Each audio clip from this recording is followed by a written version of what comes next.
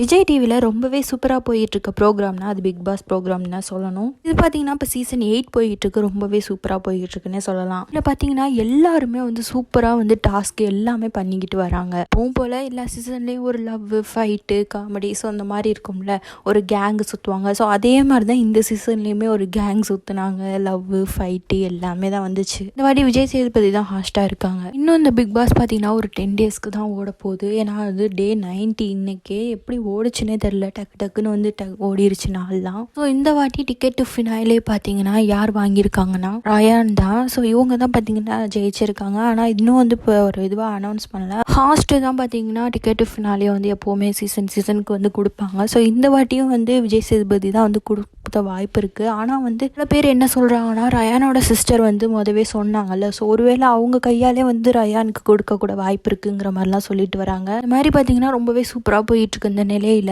இந்த வீக் யார் வெளில போகிறாங்கன்னு பார்த்தீங்கன்னா விஜய் விஷால் தான். ஸோ இவங்க தான் பார்த்தீங்கன்னா இந்த வீக் வெளில போகிறாங்க. அதாவது நாளைக்கு வெளில போயிடுவாங்க. இவங்களை பார்த்தீங்கன்னா ஓட்டு வந்து ரொம்பவே கம்மியாக வாங்கியிருக்காங்க. இவங்க டாஸ்க்கெல்லாம் என்னதான் சூப்பராக பண்ணிக்கிட்டு வந்தாலும் மக்கள் இத்தனை நாள் சப்போர்ட் பண்ணிக்கிட்டு வந்தவங்க இப்போ சப்போர்ட் பண்ணாமல் கம்மியாக வாங்கியிருக்காங்க.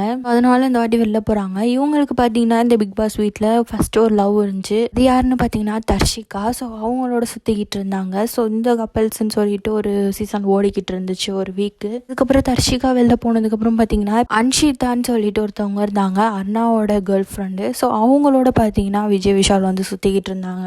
இவங்க வந்து வெளில காமிச்சுக்கணும் இவங்க இருக்கிறத அப்படிங்கிறதுக்காக சுற்றினாங்களா இல்லை உண்மையில தான் சுற்றினாங்களாங்கிறது இப்போ வரைக்குமே மக்களுக்கு தெரியலை. ஸோ இந்த மாதிரியான சேட்டைகள்லாம் பண்ணிக்கிட்டு வந்தாங்க. இப்போ நாளைக்குள்ள எபிசோடில் பார்த்தீங்கன்னா இவங்க வெளில போயிடுவாங்க. ஆக்சுவலாக இன்றைக்கி தான் போயிட்டாங்க வெளில. ஸோ நாளைக்கு தான் நம்மளுக்கு டிவியில் காமிப்பாங்க.